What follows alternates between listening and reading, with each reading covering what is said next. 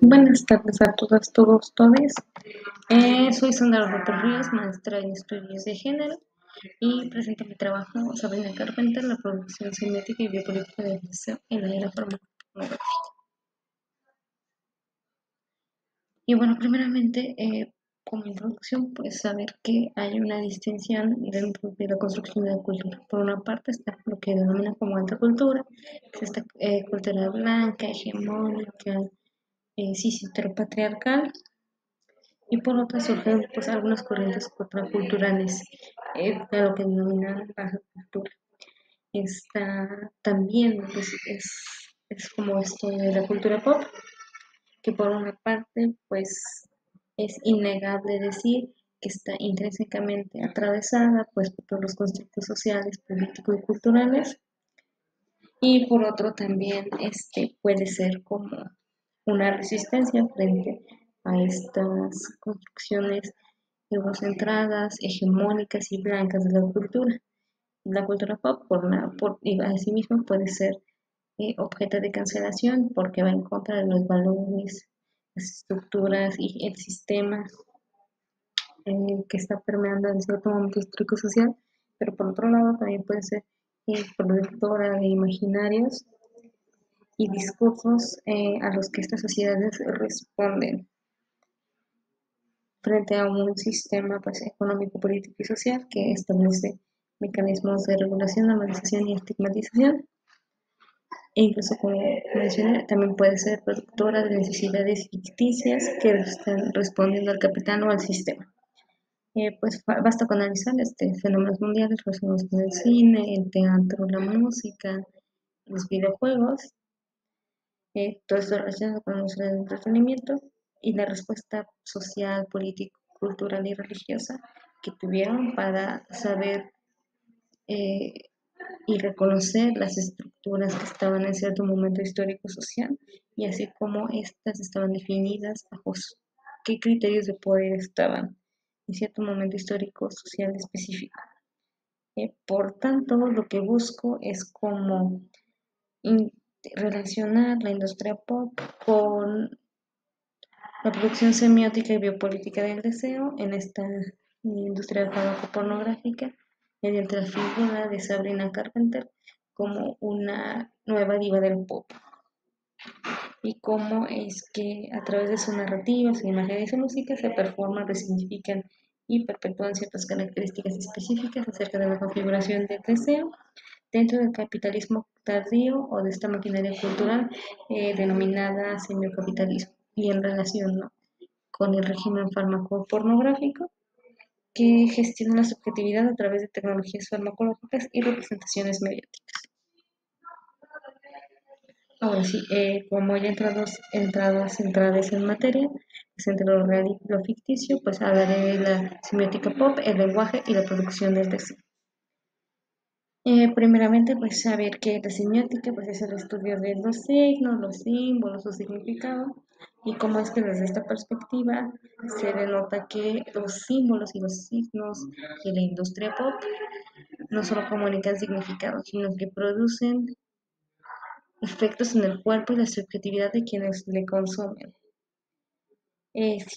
Como por ejemplo en este caso, estructura y redirecciona cómo este se debe ver y performar el deseo.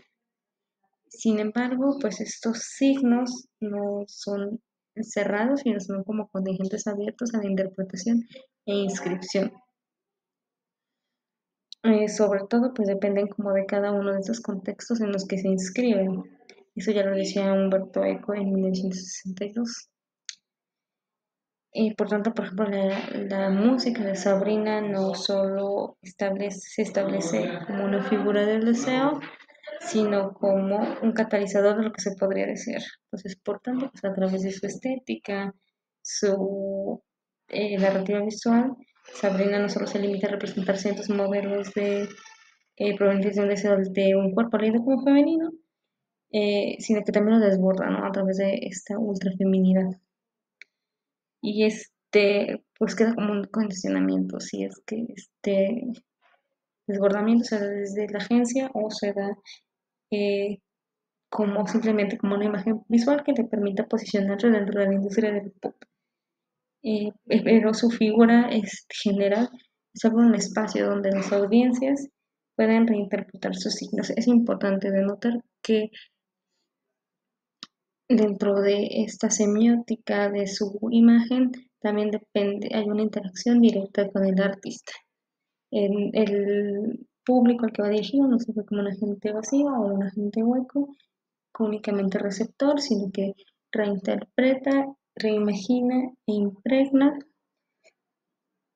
estos símbolos a través de los contextos en los que se desenvuelven. Están como dependiendo de un contexto social y político y cómo es que hay una interacción entre el artista y su público. Asimismo, pues si denotamos cómo es que Michel Foucault, por ejemplo, aborda el lenguaje, que es justamente, ¿no? O sea, como una metaestructura, no solamente desde la producción o desde una relación muy de desasosiego, en la que se ve como únicamente el lenguaje como la producción de imágenes, sino como una microestructura que les permite configurar y producir realidades. Entonces, por tanto, resulta importante cómo es que este lenguaje en la industria pop permite modelar y catalizar el deseo, pero no de forma correlacional, sino que depende de diferentes variables como el contexto político, social y económico de las personas a quien va dirigido. Eso se ve pues en sus videos como Feeder o No Sense Christmas. En tanto, bueno, ya hablaré como de la biopolítica y la performatividad del deseo en la industria pop. Entonces, bueno, como sabemos, pues la biopolítica es un concepto trascendental de los estudios contemporáneos del poder y la subjetividad que se puede extrapolar a otras producciones culturales como pues es la industria pop.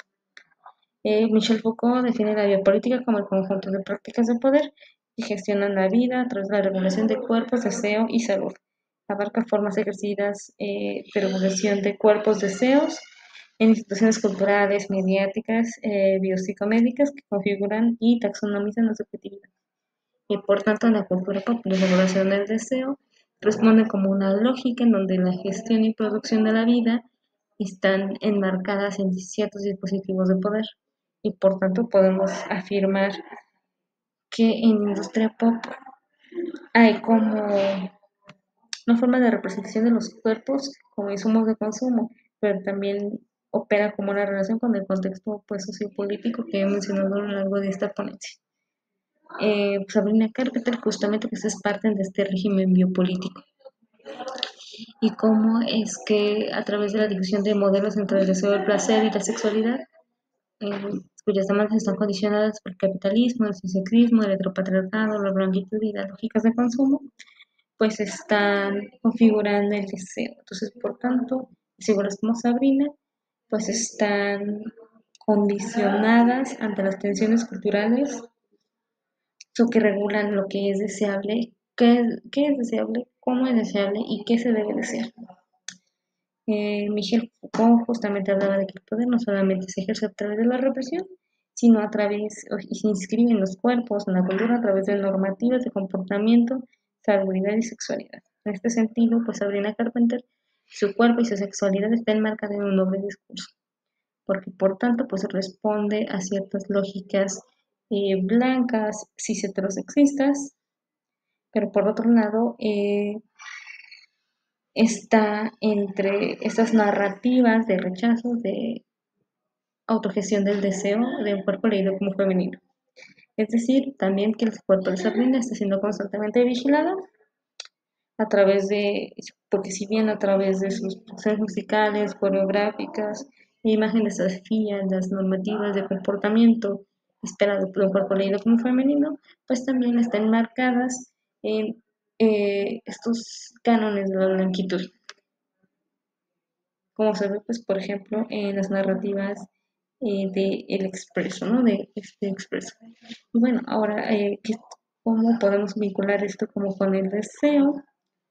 Pues entender que para Freud el deseo es originado en la falta.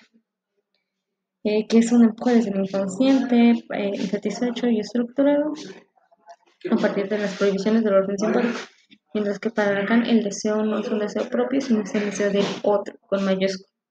Entonces, por tanto, desde ahí podemos ver cómo el deseo es una construcción que atraviesa el lenguaje, la cultura y las estructuras de poder,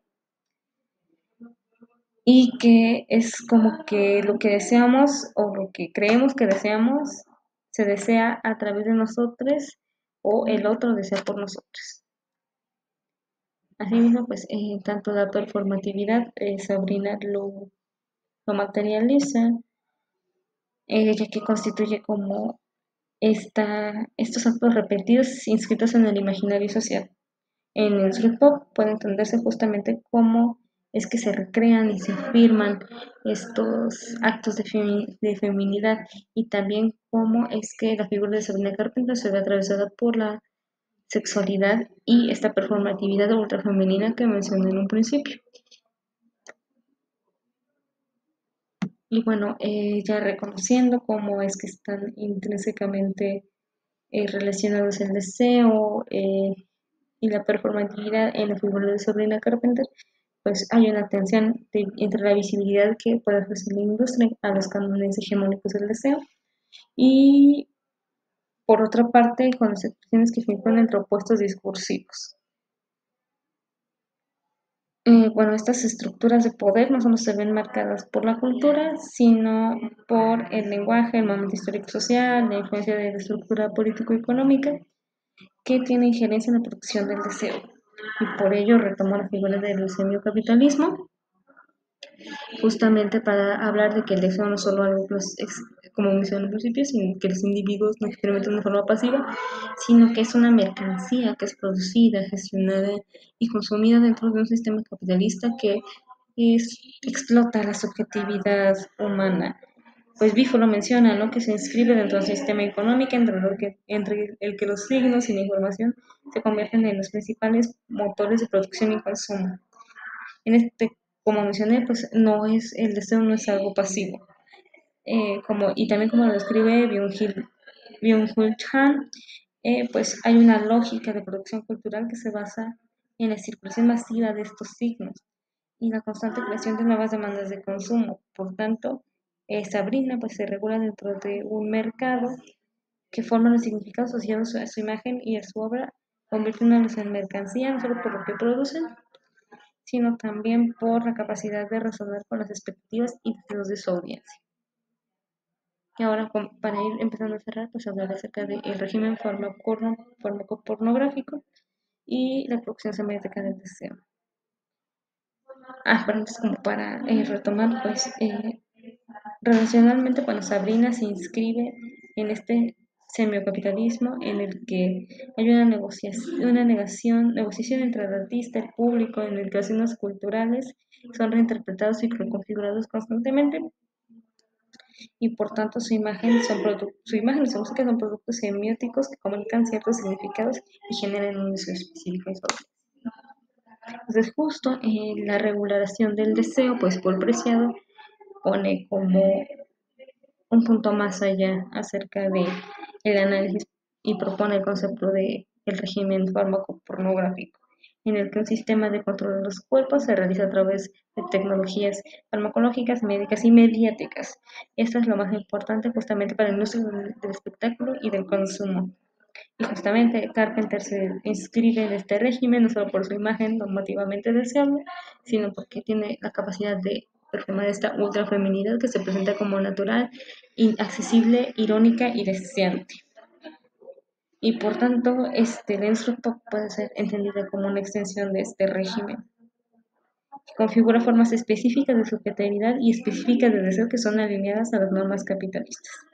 Y también Sabrina participa en esta maquinaria de biopolítica a través de su imagen pública, de videoclips y declaraciones mediáticas, modula el tipo de feminidad que se ajusta a un tipo de deseo, a un tipo de feminidad específica, y que por otra parte también hay como un control del cuerpo y el deseo no solo como una cuestión de poder estatal, sino comercial y mediático. Estas representaciones no solo modelan identidades, sino que también las normatizan, como en el caso de Sabrina. Y bueno, Justo Juno, pues es como lo que representa esta dualidad en la que estaba manejando a lo largo de esta ponencia, la Juno Position, porque justamente, o sea, eh, podemos ver cómo Sabrina juega por una parte con las normas y expectativas físicas hegemónicamente deseadas, pero por otro es reprimida dentro de estas normativas del deseo que deben ser mm, esperadas hacia un cuerpo lindo como femenino y que también está muy relacionado, ¿no? Como con todos esos discursos antiderechos y de ultraderecha que se han ido específicamente creando. Como se vio, pues, y pues en general, creo que la imagen de Sabrina Carpenter responde a ciertas lógicas biopolíticas, sociales, y dentro de un régimen capitalista, semicapitalista, que corresponde a un doble discurso. Y por tanto es como importante analizar las figuras pop para establecer cómo es que se va configurando el deseo y cómo, y también dejar de hacer una correlación directa, ¿no? Entre las figuras de la industria del entretenimiento con los comportamientos de las audiencias a los que van dirigidas, ya que pues este planteamiento que yo traigo pues implica algo más complejo, ¿no? Que depende de muchas otras aristas culturales, políticas, sociales e incluso desde esta raíz como más filosófica. Bueno, gracias, eso sería todo por mi parte.